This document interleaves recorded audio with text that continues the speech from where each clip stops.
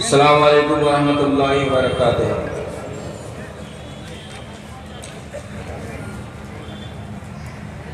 ان الحمد للہ حمدا کثیرا طیبا مبارکا فیہ نحمده ونستعینه ونستغفره ونعوذ باللہ من شرور انفسنا ومن سیئات اعمالنا من يهده الله فلا مضل له ومن يضلله فلا هادي له واشهد ان لا اله الا الله واشهد ان محمدا عبده ورسوله يا ايها الذين امنوا اتقوا الله حق تقاته ولا تموتن الا وانتم مسلمون يا ايها الناس اتقوا ربكم الذي خلقكم من نفس واحده وخلق منها زوجها وبث منهما رجالا كثيرا ونساء واتقوا الله الذي تساءلون به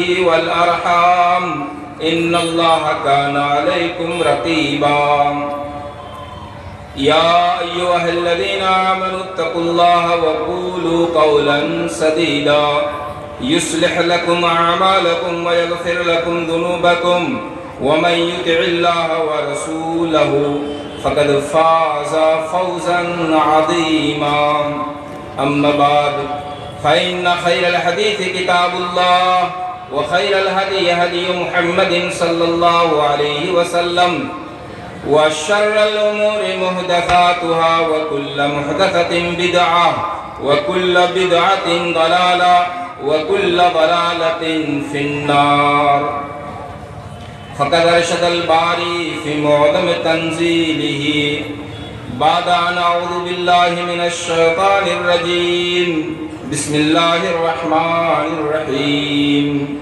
والسابقون الأولون من المهاجرين والأنصار والذين اتبعوهم بإحسان رضي الله عنهم ورضوا عنه وأعد لهم جنات تجري من تحتها الأنهار خالدين فيها أبدا ذلك الفوز العظيم وقال الشاعر ترجو النجاة ولم تسلك مسالكها ترجو النجاة ولم تسلك مسالكها فإن السفينة لا تجري على اليبس۔ صدر محترم، معزز علماء کرام اور پنڈال کے نیچے بیٹھے اہل حدیثوں، اس سے پہلے کہ میں اپنا خطاب شروع کروں میں آپ کو بتاؤں 3 بجے ضلعی جمعیت اہل حدیث آفس میں عصر کی نماز پڑھا، مجھ سے کہا گیا مولانا چلیے آرام کے لیے علی بابو کے یہاں انتظام ہے۔ میں نے کہا ثواب حاصل کرنے کی نیت سے آیا ہوں اور جب تک رہوں گا اسٹیج میں رہوں گا مجلس کا ثواب اور اجر ہمیں حاصل ہوگا، اور اس مجلس کا اجر اور ثواب کیا ہے تقریباً آپ لوگ جانتے ہیں، ہر جلسوں میں اس کی طرف لوگوں کو توجہ دلائی جاتی ہے۔ اس لیے میرے محترم نوجوان ساتھیوں، جو لوگ کھڑے ہیں آپ سے میری گزارش ہے، کافی طویل عریض جگہ موجود ہے، آپ کھڑے نہ ہو کر سامنے جا کے بیٹھیں۔ آپ نہیں سمجھتے ہیں اپنا مقام، آپ کا مقام کیا ہے؟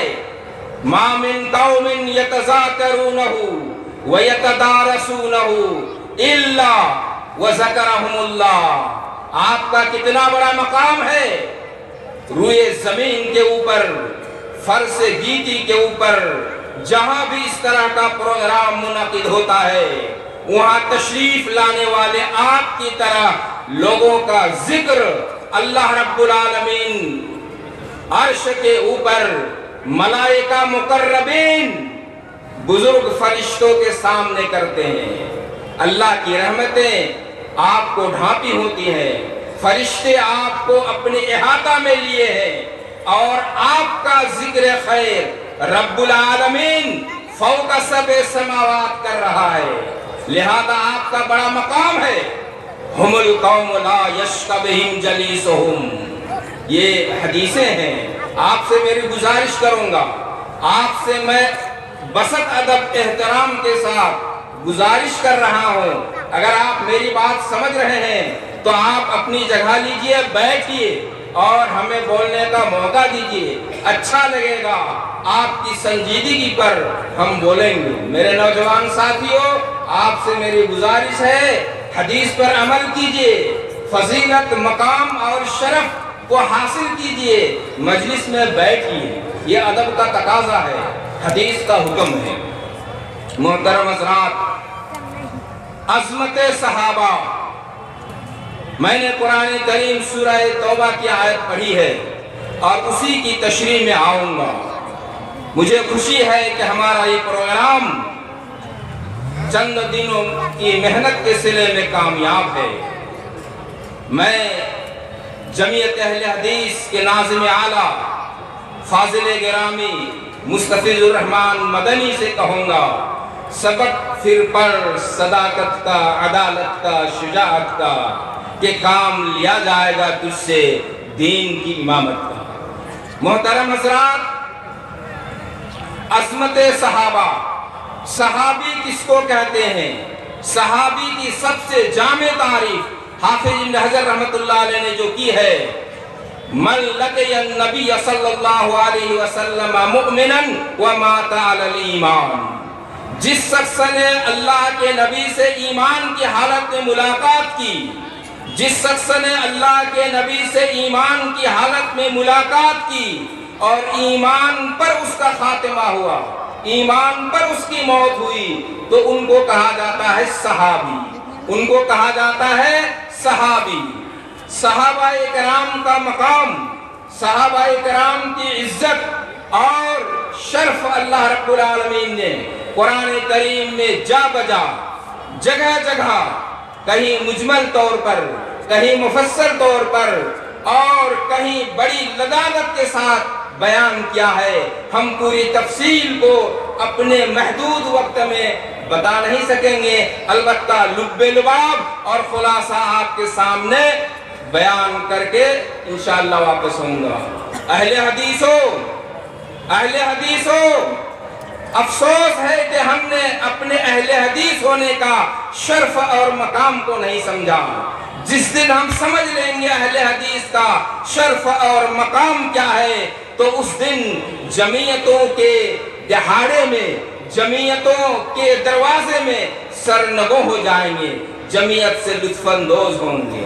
محترم حضرات، 100 سالہ جمعیت آج سے 100 سال پہلے بلکہ 117 سال پہلے مناظر اسلام مولانا ابو الوفا ثناء اللہ امرتسی رحمت اللہ علیہ، حافظ عبداللہ غازی پوری رحمت اللہ علیہ، مولانا عبدالعزیز رحیم آبادی رحمت اللہ علیہ، جن لوگوں نے اس جمعیت کے سنگ بنیاد ڈالی تھی، ہمارے یہ آبا و اجداد کا میراث آج ہمارے ہاتھوں میں ہے۔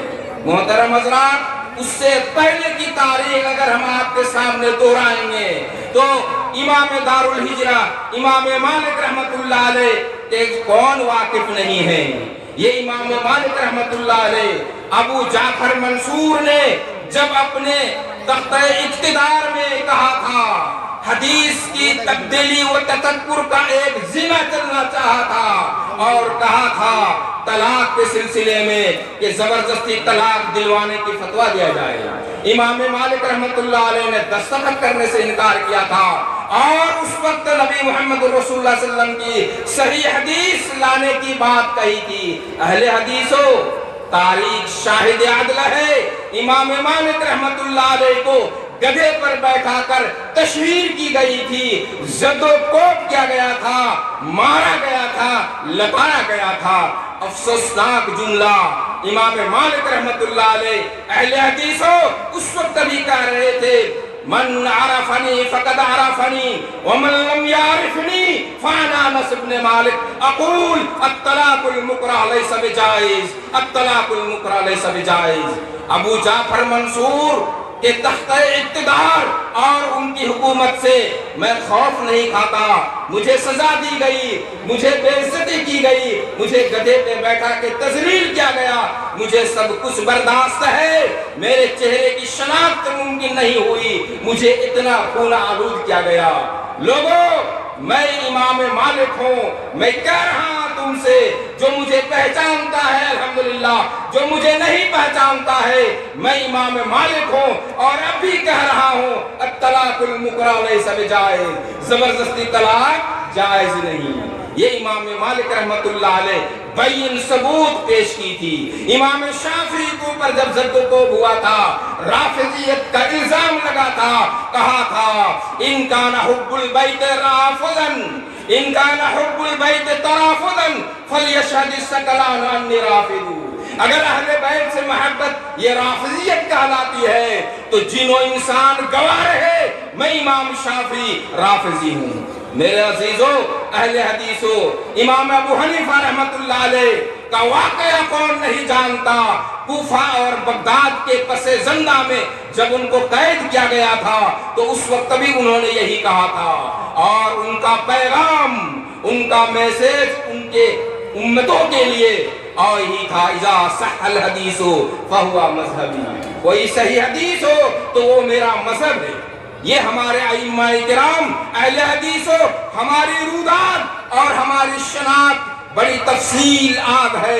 اگر ہم اس طرف جائیں، ہم اہل حدیث ہیں، عظمت صحابہ کے قائل ہیں، اور یہ عظمت صحابہ کا قائل کتابات کی عبودیت جنہوں نے ہمیں نشریت کی افاقیت کو اپنایا تھا، اس کی روشنی میں ہم نے کہا وَمَنْ كَانَ مُسْتَنًّا فَلْيَسْتَنَّ بِمَنْ قَدْمَا.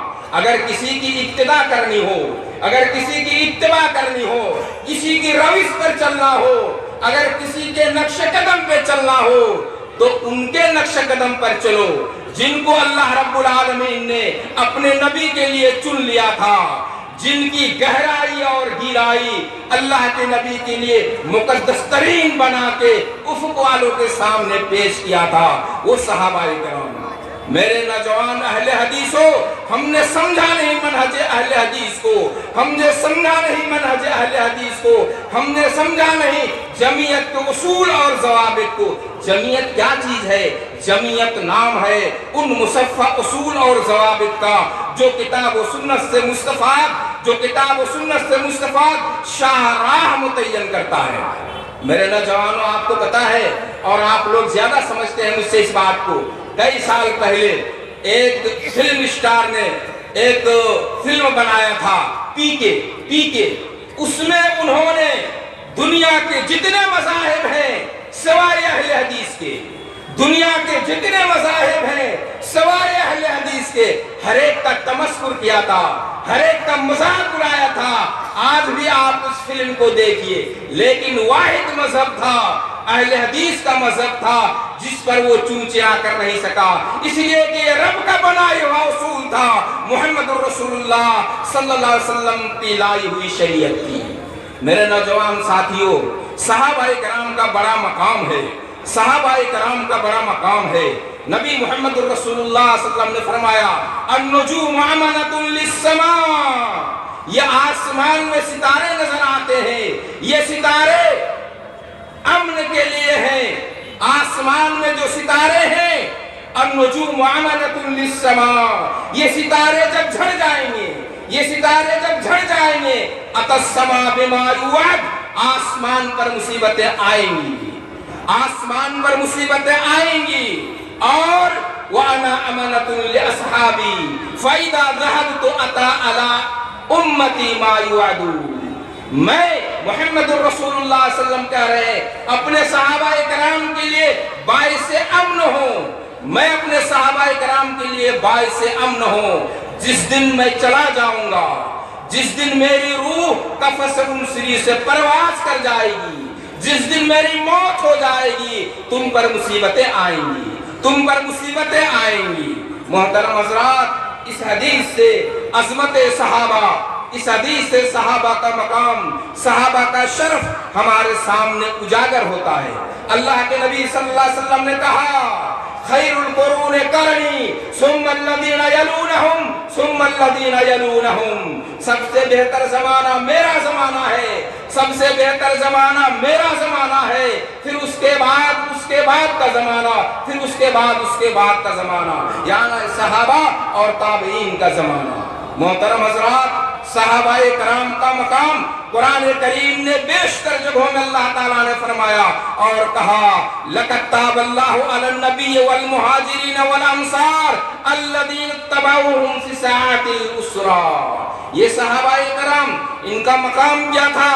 حضرت عمر رضی اللہ تعالیٰ عنہ کہتے ہیں ہم جیسے عشرہ کے موقع پر 109 ہجری میں ایک لڑائی لڑی گئی تھی، ایک جنگ لڑی گئی تھی سن 9 میں، حضرت عمر رضی اللہ تعالیٰ عنہ کہتے ہیں قریب تھا کہ رکابنا تنقطع، پیاس کی شدت سے ہمارا حلق سوکھ گیا تھا، پیاس کی شدت سے ہمارا حلق سوکھ گیا تھا، کوئی پانی لانے کے لیے بھی جاتا، قادت ان تنقطع رکابنا، قریب تھا کہ ہمارے گردن ہم سے جدا ہو جائے، لیکن اس حال میں بھی ہم نے نبی محمد رسول اللہ صلی اللہ علیہ وسلم کی ذات مقدسہ پر ایمان رکھا، آمنا، ہم نے نبی پر ایمان لایا۔ محترم حضرات، کتاب و سنت کے نصوص بیان کر کے ہم آپ کے سامنے اس مضمون کا حق ادا کر دیں گے، یہ ممکن نہیں، البتہ ہم اس مناسبت سے کچھ باتیں ضرور کہیں گے۔ صحابہ کرام کی تقدس اور عظمت صحابہ پر بہت ساری جماعتوں نے موشگافیاں کی ہے، ہم ان جماعتوں کا نام لینا نہیں چاہتے، ان جماعتوں کا نام اب بخوبی سمجھتے ہیں۔ پڑھیے خلافت و ملوکیت پتہ چلے گا، پڑھیے رسائل و مسائل پتہ چلے گا، پڑھیے تفہیمات پتہ چلے گا، اور پڑھیے تفہیم القرآن 6 جلدوں میں، تفہیمات الگ ہے 5 جلدوں میں، تفہیم القرآن الگ ہے 6 جلدوں میں۔ محترم حضرات، صحابہ کرام کی شان میں گستاخی کرنے کا نتیجہ بڑا بھیانک نتیجہ ہے۔ اگر واقعات بیان کرنا چاہوں اور موقع ملے تو آخر میں بیان کروں گا زندہ جاوید واقعہ پاکستان کی سرزمین کا۔ صحابہ کرام کے سلسلے میں اللہ کے نبی نے فرمایا لا تسبوا اصحابی فوالذی نفسی بیدہ فوالذی نفسی بیدہ لو ان احدکم انفق مثل احد ذهبا فما بلغ مد احدہم ولا نصیفہ۔ میرے لوگوں، اے میری امت کے لوگوں، میرے صحابہ پر گستاخی نہ کرو، میرے صحابہ کی شان میں گستاخی نہ کرو، میرے صحابہ کو گالی گلوج نہ کرو۔ اللہ کی قسم، تم میں سے کوئی احد پہاڑ کے برابر اگر سونا خرچ کرے، میرے صحابہ کے ایک چھٹا مقام حاصل نہیں کر سکتا، میرے صحابہ کا ایک چھٹا مقام حاصل نہیں کر سکتا احد پہاڑ کے برابر سونا خرچ کر کے۔ احد پہاڑ، حافظ ابن حجر رحمت اللہ علیہ نے کسی مقام میں لکھا 700 میٹر لمبا، احد پہاڑ 700 میٹر لمبا۔ جس سال صدر صدام عراق کے راشٹرپتی کو پھانسی پہ چڑھایا گیا تھا، اس سال میں مکہ اور مدینے میں تھا، احد پہاڑ میں تھا۔ 700 میٹر، یہ 700 میٹر لمبا احد پہاڑ، اس کے برابر اگر کوئی سونا خرچ کرے، اللہ کی قسم فوالذی نفس بیدہ، اللہ کی قسم صحابہ کرام کے مقام کیا ان کے آدھا چھٹاک بھی حاصل نہیں کر سکتے۔ جناب محمد رسول اللہ صلی اللہ علیہ وسلم کی حدیث اور مقام سنیں گے آپ، صحابہ کرام کا کتنا بڑا مقام ہے۔ ابھی کچھ دن پہلے ندوۃ العلماء لکھنؤ کے ایک فضیلت بزرگ نے ابو ہریرہ رضی اللہ تعالیٰ عنہ کے شان میں گستاخی کی، کہا یہ درباری ملا تھا، کہا یہ درباری ملا تھا، جبکہ ابو ہریرہ رضی اللہ تعالیٰ عنہ صحابہ کرام میں سب سے زیادہ حدیث جاننے والے تھے، ان کے سامنے انہوں نے گستاخی کی۔ نبی محمد رسول اللہ صلی اللہ علیہ وسلم کی ایک حدیث لمقام الصحابۃ لمقام احدہم خیر من مقام احدکم عمرہ۔ 1 گھنٹہ صحابہ کرام رسول کے سامنے رہے اور پوری زندگی 100 سال کی اگر زندگی آپ کو ملی، آپ رسول کے سامنے رہنے والے اس صحابی کا مقابلہ نہیں کر سکتے۔ آپ کی پوری زندگی، 100 سالہ زندگی کی محنت، ریاضت، اس 1 گھنٹہ صحابی رسول کا مقابلہ نہیں کر سکتی۔ اتنا بڑا مقام اللہ رب العالمین نے انہیں عطا کیا تھا، اللہ تعالیٰ نے ان کے گناہوں کو درگزر کیا تھا، اس لیے ان میں سے جن کی غلطی ہوئی اور جن کی غلطی نہیں ہوئی، ہر دو فریق اللہ رب العالمین کی طرف سے رضی اللہ عنہم ورضوا عنہ، اللہ تعالیٰ ان سے خوش ہوئے اور وہ بھی اللہ سے خوش ہوئے۔ یہ لقب اللہ رب العالمین نے ان صحابہ کرام کو عطا کیا۔ محترم حضرات، اہل حدیث کی دعوت، عظمت صحابہ، یہی صحابہ کرام کے مشن کو جماعت اہل حدیث آج پوری دنیا میں عام کر رہے ہیں، اور دنیا کی تاریخ، صفحہ تاریخ شاہد عدل ہے کہ دنیا میں اگر اسلام کی طرف کوئی قدم بڑھاتا ہے، کتاب و سنت کی شاہراہ کی طرف اگر کوئی آتا ہے، تو سب سے زیادہ یہی اہل حدیث کی جماعت ہوتی ہے۔ محترم حضرات، اہل حدیث، نبی محمد رسول اللہ صلی اللہ علیہ وسلم نے کہا تھا، ستفترق امتی، میری امت کے لوگ 73 گروہ میں بڑھ جائیں گے، میری امت کے لوگ 73 گروہ میں بڑھ جائیں گے، ایک گروہ، ایک فرقہ جنت میں جائے گا۔ وہ کون سا گروہ ہوگا؟ وہ کون سا فرقہ ہوگا؟ ما انا علیہ واصحابی، ما انا علیہ واصحابی، جس پر میں ہوں اور میرے صحابہ۔ صحابہ کرام نے پوچھا تھا، اللہ کے نبی سے سوال کیا تھا، اللہ کے نبی سے دریافت کیا تھا کہ یہ 73 فرقے ہوں گے، لیکن ایک وہ فرقہ جو جنت میں جائے گا، اللہ کے نبی اس کی شناخت کیا ہے، اس کو پہچاننے کا طریقہ کیا ہے، عروب عمل ہم جاننا چاہتے ہیں۔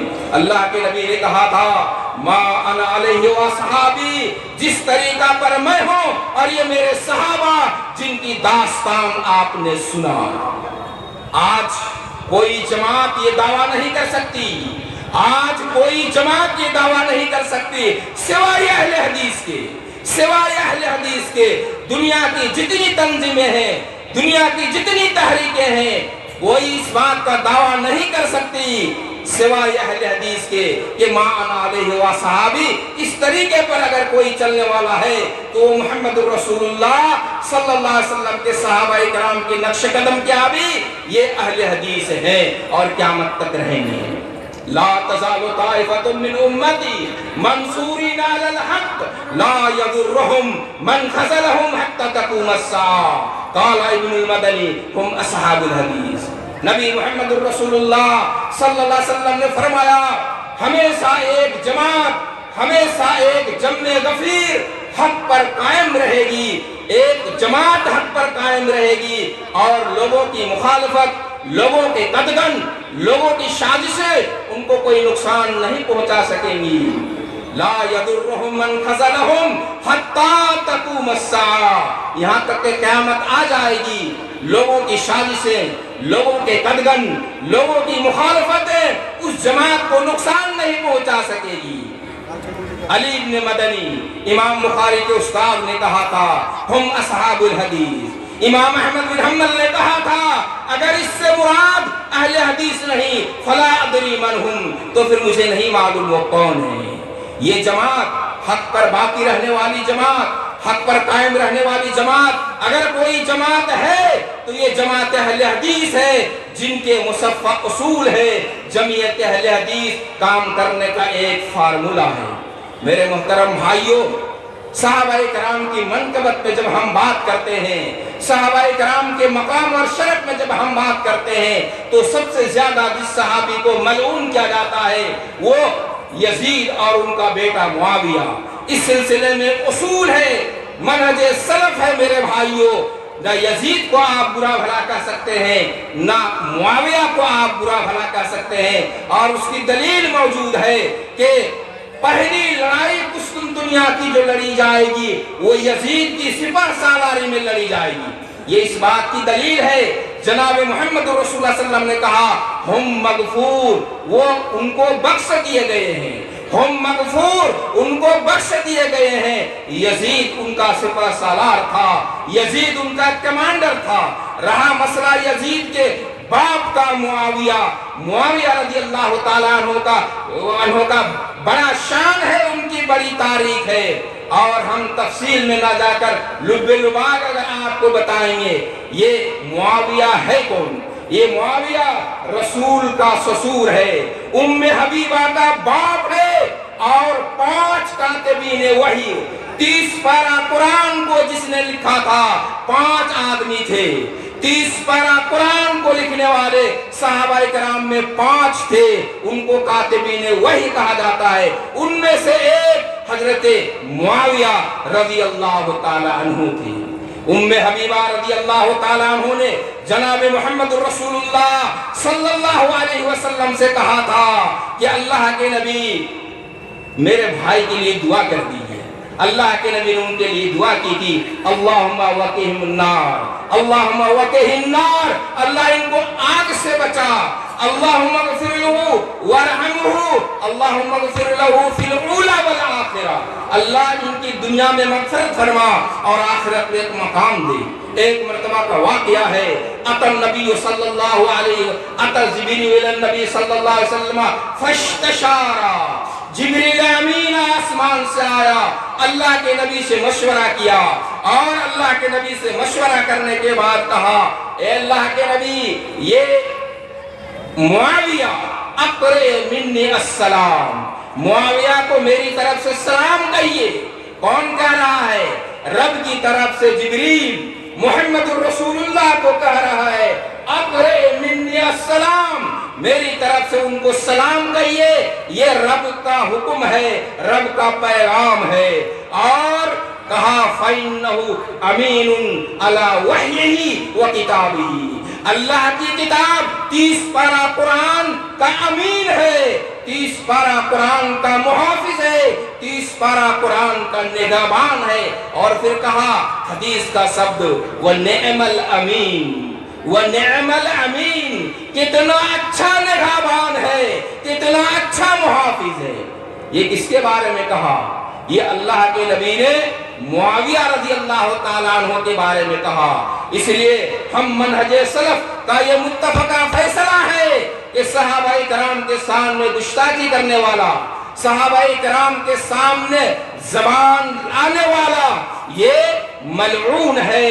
किताब और सुन्नत में उसकी कोई गुंजाइश नहीं लाने की।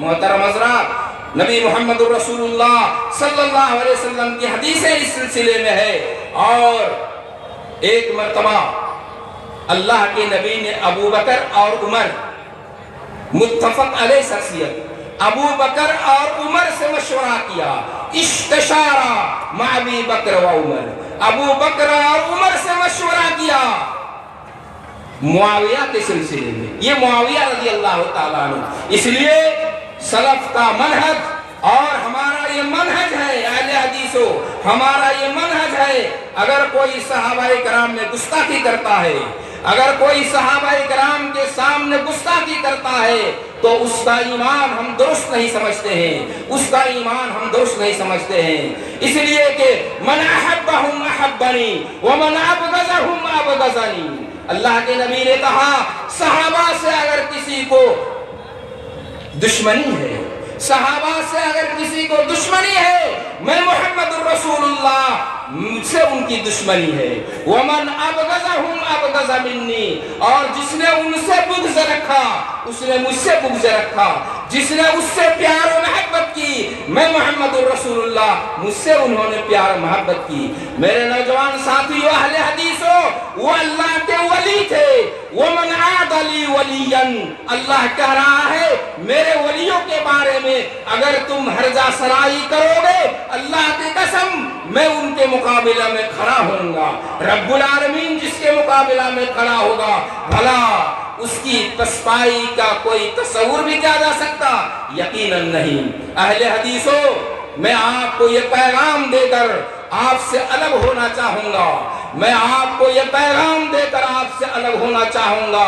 हम अपने सलफ के मनहज को समझें, हम अपने सलफ के मनहज को समझें। सलफ के मनहज के समझने का بہترین اصول اور طریقہ، ایک دستور جس کو ہمارے سلف نے بنایا ہے، وہ جمعیت اہل حدیث ہے، وہ جمعیت اہل حدیث ہے، وہ جمعیت اہل حدیث ہے۔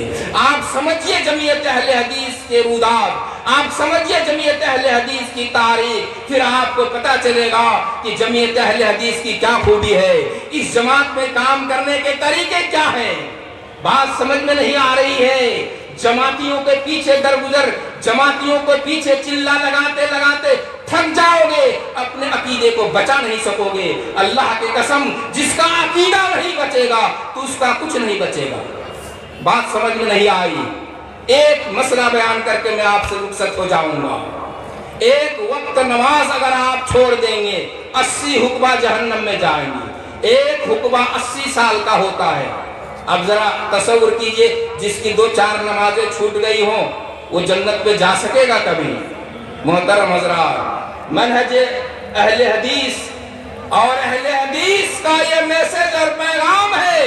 ابو داؤد شریف حدیث کی روشنی میں اللہ کے نبی کے سامنے ایک شخص آیا تھا، ایک عورت آئی تھی، کہا تھا اللہ کے نبی یہ صفوان میرا شوہر ہے، میں جب نماز پڑھتی ہوں مجھے مارتا ہے، میں جب روزہ رکھتی ہوں میرا روزہ توڑ دیتا ہے، اور میں جب نماز کے لیے کھڑا ہوتی ہوں تو مجھے زد و کوب کرتا ہے۔ طرح طرح کی شکایتیں کی تھی، اور اللہ کے نبی یہ میرا شوہر جن کے بارے میں شکایت کر رہا ہوں، وَلَا يُصَلِّ الْفَجْرَ، فجر کی نماز نہیں پڑھتا۔